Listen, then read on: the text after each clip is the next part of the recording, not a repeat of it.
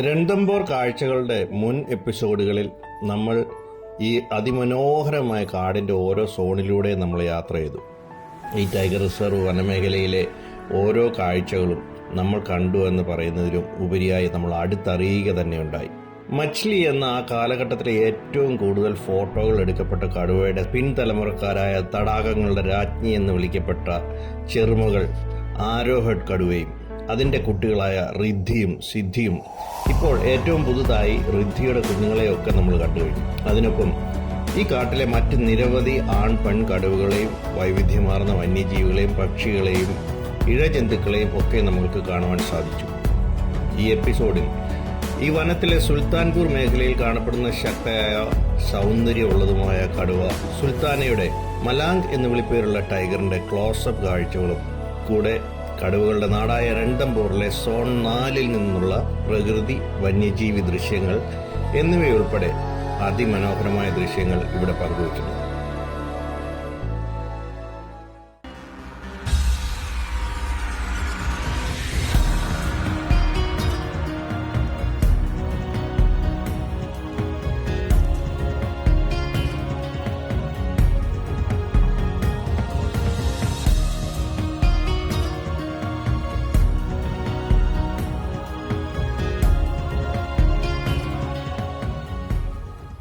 Welcome back to the channel. My name is Bijoy Varghese and you're watching Ebi Varghese Odysseys. പതിവ് പോലെ ഞങ്ങൾ 5 പേര് ഉച്ച കഴിഞ്ഞുള്ള സഫാരിക്ക് കൃത്യസമയത്ത് പുറപ്പെട്ടു. എന്നെയും അഹമ്മദിനെയും കൂടാതെ ബാക്കി എല്ലാവരും കർണാടകത്തിൽ നിന്നുള്ളവരാണ്. ഒട്ടും താമസിക്കാതെ ഞങ്ങൾ ഷേർപൂർ ചെക്ക് പോസ്റ്റ് കയറി ഫോർട്ട് റോഡിൽ കൂടി അടുത്ത ചെക്ക് പോസ്റ്റിലേക്ക് യാത്ര തുടങ്ങി. ഏകദേശം 500 മീറ്ററിനുള്ളിൽ മറ്റൊരു ജീപ്പ് നിർത്തി എന്തോ നോക്കുന്നത് ഞങ്ങൾ കണ്ടു. അവിടെ ഒരു കടുവയുണ്ടെന്ന് ഞങ്ങൾക്ക് പെട്ടെന്ന് മനസ്സിലായി.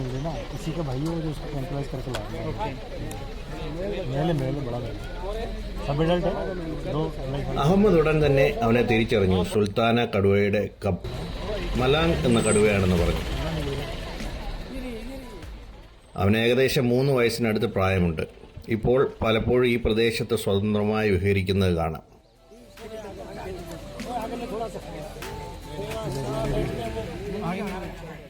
അടുത്ത 3 മിനിറ്റിനുള്ളിൽ ഉച്ച കഴിഞ്ഞുള്ള സഫാരിക്കായി 1 മുതൽ 5 വരെയുള്ള സോണുകളിലേക്ക് പോകുന്ന ഏകദേശം 20-ലധികം സഫാരി വാഹനങ്ങൾ ഞങ്ങളുടെ മുന്നിലും പുറകിലുമായി. കുറ്റിക്കാടുകൾക്കിടയിൽ മറഞ്ഞിരുന്ന കടുവ അല്പം നേരത്തിന് ശേഷം റോഡിന് സമാന്തരമായി നടക്കാൻ തുടങ്ങി. ഞങ്ങൾ അവൻ നീങ്ങുന്നതനുസരിച്ച് മുന്നോട്ട് ഞങ്ങളുടെ വാഹനവും നീക്കി.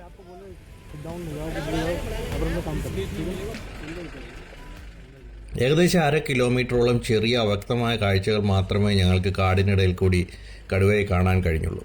പിന്നെ ഞങ്ങളുടെ ഡ്രൈവർ അയാളുടെ സകല കഴിവും പുറത്തെടുത്ത് വാഹനങ്ങൾക്കിടയിൽ കൂടി മുന്നിലെത്തി അവിടെ നിർത്തിയിട്ടു.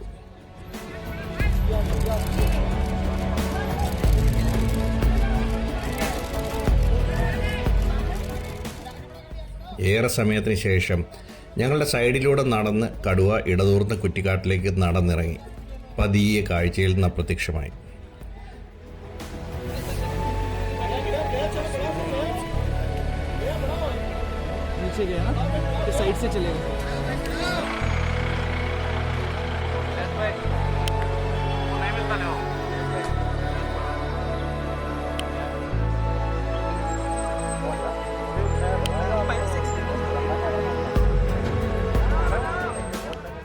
അങ്ങനെ സഫാരിയുടെ തുടക്കത്തിൽ തന്നെ ടൈഗർ കാഴ്ച കിട്ടി. ഞങ്ങൾ സന്തോഷത്തോടെ വീണ്ടും യാത്ര തുടർന്നു.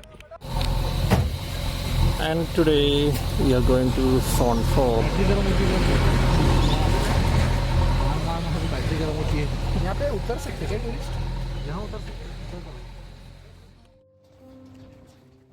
സിംഗ്ദ്വാർ ചെക്ക് പോസ്റ്റ് വഴി ഞങ്ങൾ സോൺ 4 പ്രവേശിച്ചു. 4ഉം 5ഉം സോണുകൾക്ക് ഒരേ എൻട്രൻസ് ആണ്. അകത്തേക്ക് ചെന്ന് പിന്നീട് 2 പാതകളായി തിരിയും.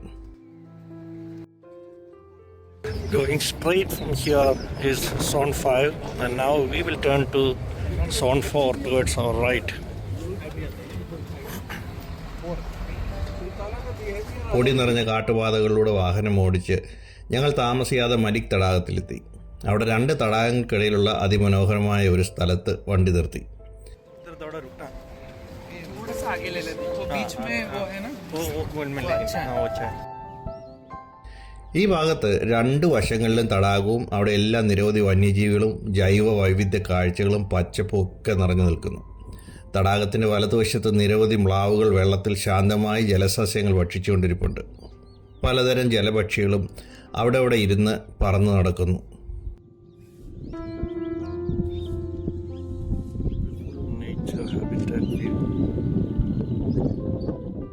തടാകത്തിലെ നീല വെളിച്ചത്തിൽ ചുറ്റുമുള്ള പച്ചപ്പിൻ്റെ പ്രതിഫലനം കാണാം. പക്ഷികളുടെ ചെറിയ ചിലമ്പലും വന്യജീവി കാഴ്ചകളും പ്രകൃതിയിൽ ഒരേ സമയം വിസ്മയ കാഴ്ച സൃഷ്ടിക്കുന്നു. ആ കാഴ്ചകൾ ആസ്വദിച്ച് പ്രകൃതി സൗന്ദര്യത്തിൽ പൂർണ്ണമായി മുഴുകി ഞങ്ങൾ അവിടെ കുറേ നേരം ചെലവിട്ടു.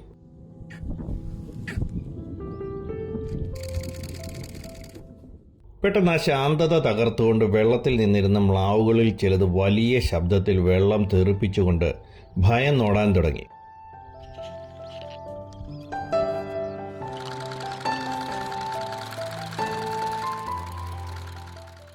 അങ്ങ് ദൂരെ വെള്ളം ചേർന്ന കാഴ്ചയും ഉച്ചത്തിലുള്ള ശബ്ദവും ഞങ്ങൾ വ്യക്തമായി കാണുകയും കേൾക്കുകയും ചെയ്തു. വെള്ളത്തിൽ മാനുകൾ ഒഴികെ മറ്റൊന്നും ഞങ്ങൾക്ക് കാണാൻ കഴിഞ്ഞില്ല. ഒരുപക്ഷെ ഒരു മുതലയോ മറ്റെന്തെങ്കിലുമോ അവയുടെ അടുത്തേക്ക് വന്നിരിക്കാമെന്ന് ഞങ്ങൾക്ക് തോന്നി. ആ ഭയം കൊണ്ടായിരിക്കാം അവർ പെട്ടെന്ന് ഓടിപ്പോകാൻ തുടങ്ങിയത്.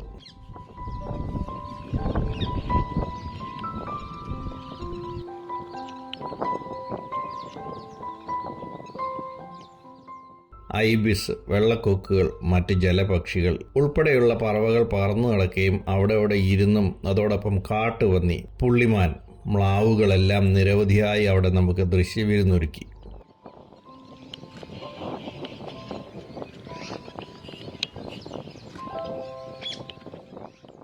നമുക്ക് ചുറ്റും വിവിധ ജീവജാലങ്ങളും അവയുടെ പച്ചപ്പും തടാകവും എല്ലാം ഒരേ സമയം ശാന്തവും വന്യവും വിസ്മയവുമായ കാഴ്ചകൾ ഒരുക്കി.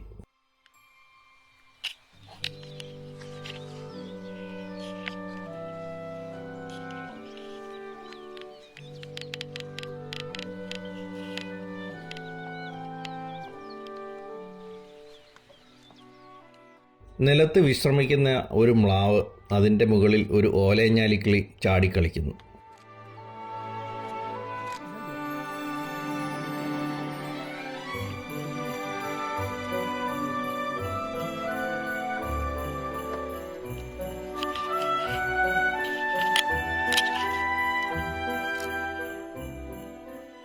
അനന്തമായ പ്രകൃതി സൗന്ദര്യവും ചരിത്ര കാഴ്ചകളും എല്ലാം ഒരേ സമയം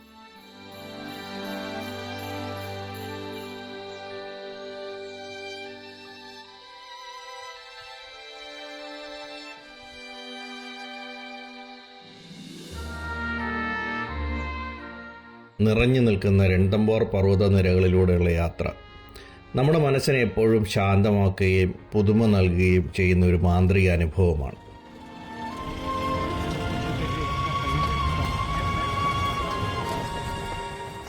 താമസിക്കാതെ ഞങ്ങൾ മനുഷ്യനിർമ്മിതമായ ഒരു ചെറിയ തടാകമെന്ന് പറയാൻ സാധിക്കത്തില്ല ഒരു വെള്ളക്കുഴിയിലെത്തി. അതിനു ചുറ്റും നിരവധി സാമ്പാർ മാനുകൾ നിറഞ്ഞു നിൽക്കുന്നു. കൂട്ടത്തിൽ നേതാവാകാം ഒരുവൻ വെള്ളത്തിലിരുന്ന് പതുക്കെ വെള്ളം കുടിച്ച് ആസ്വദിച്ച് വിശ്രമിക്കുന്നു. വന്യമൃഗങ്ങളെ ഈ ഭാഗത്തേക്ക് ആകർഷിക്കാനായിട്ട് ഇവിടെ ഉപ്പ് വിതറിയിട്ടുണ്ട്. ഉപ്പുകല്ലുകളും ഉപ്പും ഒക്കെ വിതറിയിട്ടുണ്ട്.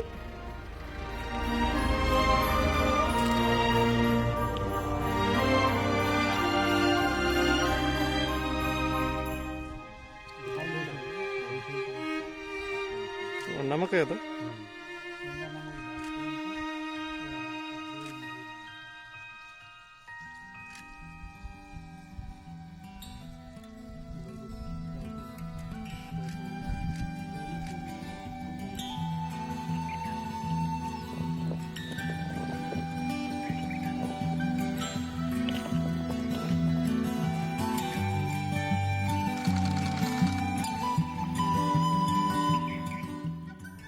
പാറകൾക്കിടയിലൂടെയുള്ള ഒരു ചെറിയ അരുവിക്കരയിലെ പാറകളിൽ നിശബ്ദമായിരിക്കുന്ന ഒരു മീൻ കൂമൻ്റെ കാഴ്ച മറക്കാനാവാത്തതായ ഒരു വിഷ്വൽ ട്രീറ്റായി.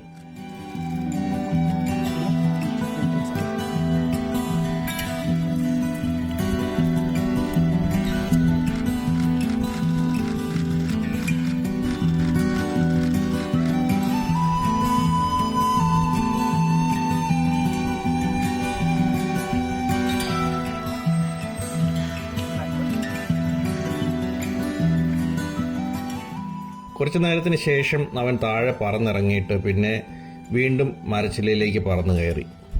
പക്ഷിയെ നോക്കിയും ശാന്തമായ ചുറ്റുപാടുകളൊക്കെ ആസ്വദിച്ച് ഞങ്ങൾ അവിടെയും കുറച്ച് സമയം നിശബ്ദമായി ചെലവഴിച്ചു.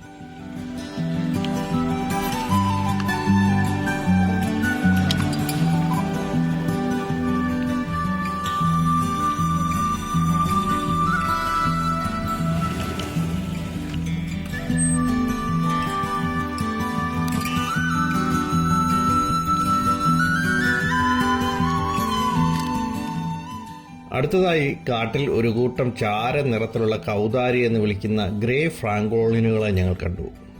ഞങ്ങൾ വാഹനം നിർത്തി അവയെ സ്വതന്ത്രമായി ഞങ്ങളുടെ പാതയ്ക്ക് കുറുകെ കടക്കാൻ സമയം കൊടുത്തു.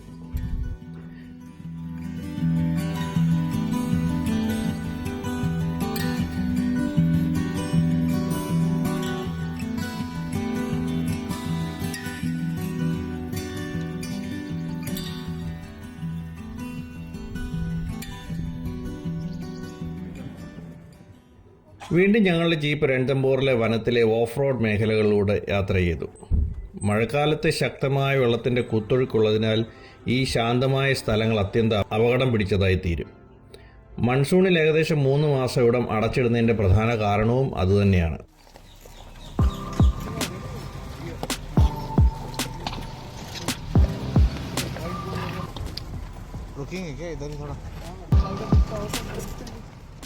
വലിയ മലകളുടെ താഴ്വാരത്തിൽ നീരരുവികളിൽ നിന്ന് പുള്ളിമാനുകളും സാമ്പാർ മാനുകളും ഒക്കെ ദാഹം ശമിപ്പിക്കുന്ന കാഴ്ചകളാണ്.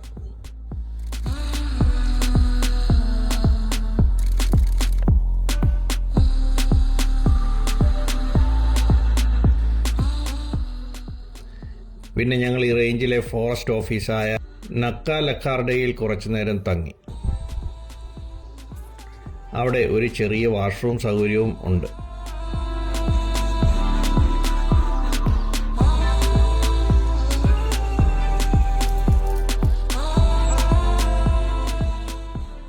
ഞങ്ങളുടെ ഉച്ചതിരിഞ്ഞുള്ള സഫാരി അവസാനിക്കാറായപ്പോൾ പ്രകൃതി ഞങ്ങൾക്ക് മറക്കാനാവാത്ത മറ്റ് ചില കാഴ്ചകൾ സമ്മാനിച്ചു.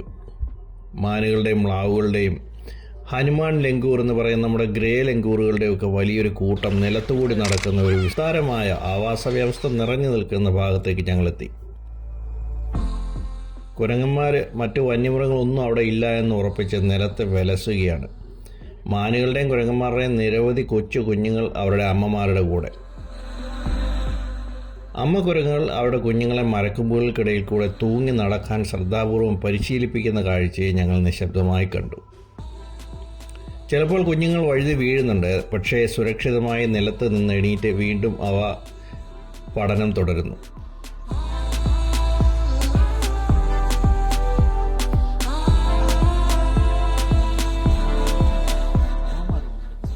പ്രകൃതിയുടെ സ്വന്തം ക്ലാസ് മുറിയിലേക്കാണ് ഞങ്ങൾ എത്തിച്ചേർന്നതുപോലെ തോന്നി. അവിടെ ഓരോ നിമിഷവും ജീവിതത്തിൻ്റെയും അതിജീവനത്തിൻ്റെയും സ്നേഹത്തിൻ്റെയും പാഠമാണ്.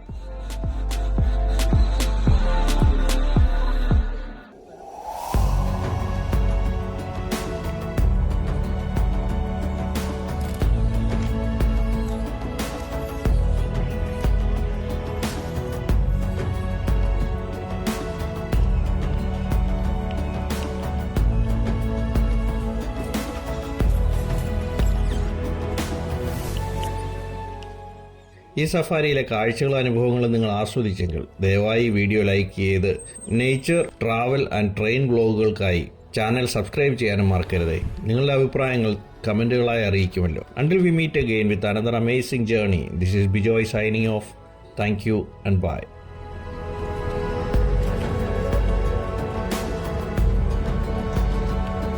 वहाँ से नहीं आना चाहिए, उसका पूरा इंटेंशन उधर ही दिख रहा है.